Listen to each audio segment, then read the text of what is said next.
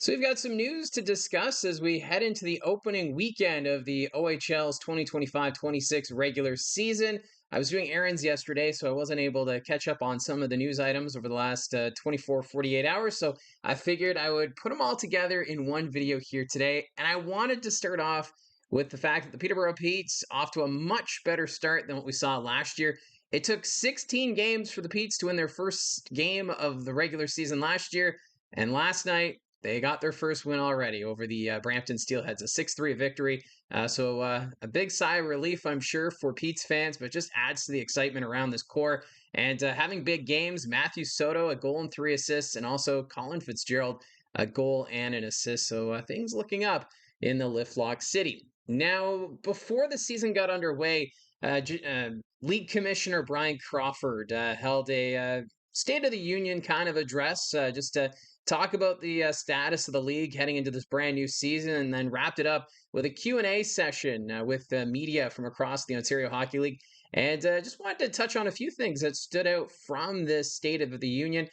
Crawford saying that the league is in a very healthy position, considering they set an attendance record last season, over 3 million fans, and that's both regular season and postseason. So the league in a very healthy spot. And that's why we've been hearing a lot of the expansion talk. And he even addressed it during the Q&A session, saying that there are interested parties both north and south of the border. He wouldn't name potential candidates, but he did say that these cities are in the process of planning to build a new arena. And when you say it like that, that kind of brings up Niagara Falls, New York, who we've talked about here on the channel. And then there's also Burlington, Ontario, who are planning to build a new arena, although we haven't had an update from the city of Burlington in almost 12 months. I would expect that we'll hear something soon from them. But uh, either way, the OHL happy where they are. They've got 20 healthy teams when it comes to the market, although he did stress the importance of new facilities and was looking at Brantford, Sudbury, Ottawa, all three of them building new arenas to meet the current OHL standards. Peterborough, we've already talked about here on the channel, but that's a wait and see approach to see what the city of Peterborough does there, but still feeling very confident about where the league is.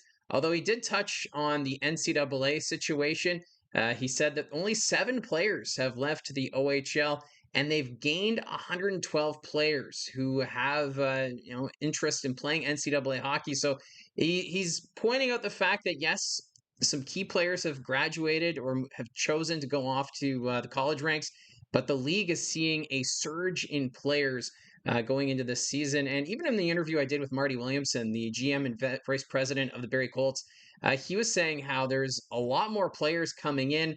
It's going to take a bit to adjust with these new systems, but Bryan Crawford looking at it as a plus, having the best talent available coming to the OHL as 16, 17, 18-year-olds.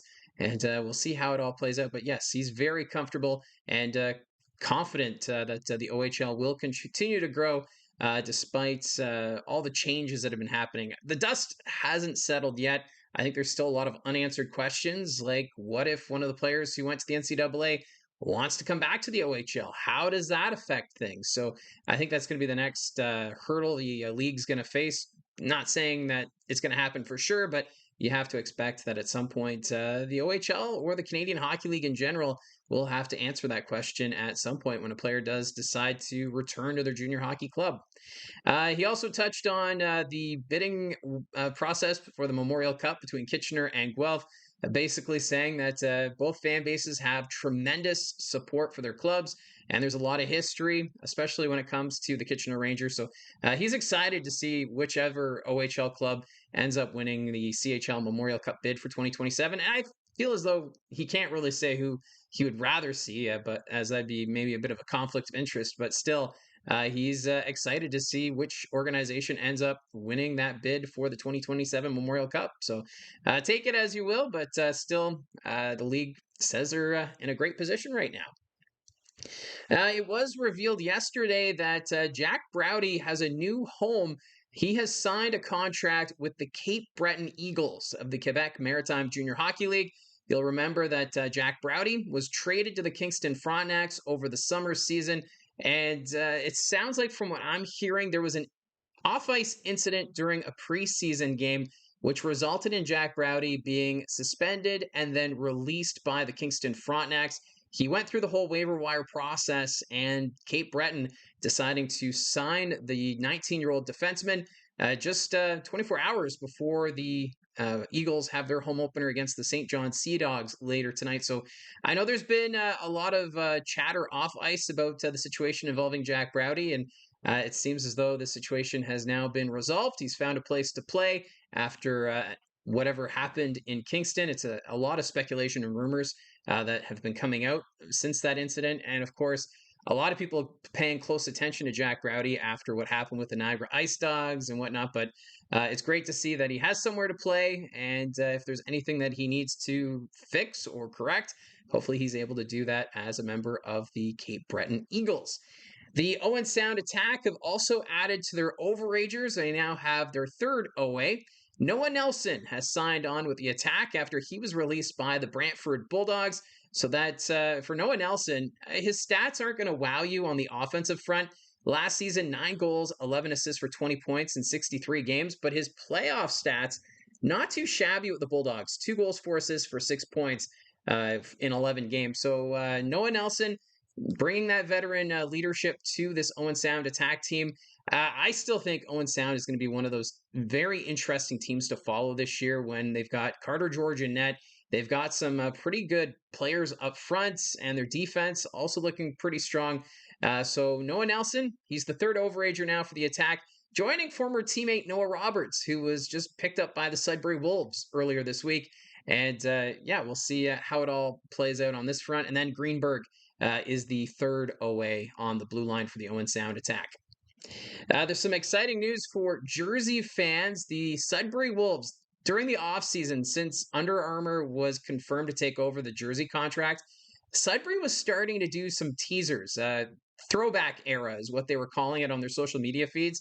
And they were featuring green. And everyone, I think, as soon as we saw the green teases, we were expecting to see a green jersey. Some, including myself, kind of wondered, would they switch back to green full time? Because they wore green jerseys back in the 1980s. It wasn't until the Burgess family purchased the Sudbury Wolves that they changed to the blue, gray, and white color scheme that we're now used to. But it's only a third jersey, but boy, oh boy, is it ever sharp. I did a jersey ranking video last year here on the channel, and this Sudbury Wolves jersey, if I redo that ranking, may be at or near the top. Maybe at some point this year, once we know all the third jerseys, I'll do another ranking video, but it is sharp. It's a great look back at the history of the Sudbury Wolves, as they did have a jersey where it was the green wolf with that yellow trim around. Yeah, it looks kind of like the London Knights, the green, white, and yellow. But Sudbury, they had that look in the 80s, and it's a bit of a throwback to those days. Although Sudbury Wolves fans will tell you that, yes, they love that look, but man, oh man, that was a hard time for Sudbury Wolves fans, the 1980s.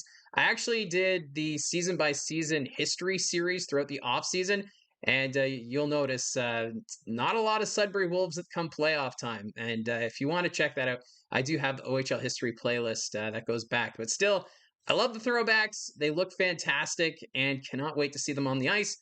My understanding is they'll be on the ice for their home opener against the North Bay Battalion tonight. So that'll be our first look at them.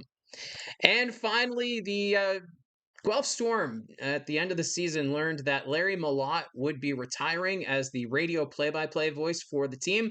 And we just found out that Dylan Baker is taking over as the radio play-by-play voice for the Guelph Storm. He will make his debut tonight as the Guelph Storm take on the Erie Otters, and then he'll be doing his first road game when the Storm are in Barrie tomorrow. But for Baker, he's 19 years of age, and I think that's throwing off some people. But if you've had a chance to hear him do his play-by-play work with the Camoka Kings of the QMJHL, also doing some London Majors games. He's helped out with the Memorial Cup as he's bilingual. He's done a remarkable job. So congratulations, Dylan Baker, being named the play-by-play voice of the Guelph Storm. As I know it's not like huge news per se when it comes to the OHL, but I think it's still pretty cool when you see an up-and-coming broadcaster here in the Ontario Hockey League, because the OHL is all about developing players, coaches, and even broadcasters. So great job for Baker. Cannot wait to hear how he does on the broadcast tonight. You can catch that broadcast on CJoy Radio, and yeah, we'll see how it all plays out. So, anyways, that's the news items for today. And yeah, let me know in the comments section down below your thoughts on any of these news items. Don't forget to hit like and subscribe. This channel has been growing steadily, which I am very humbled by. Thank you very much if you are one of those new subscribers.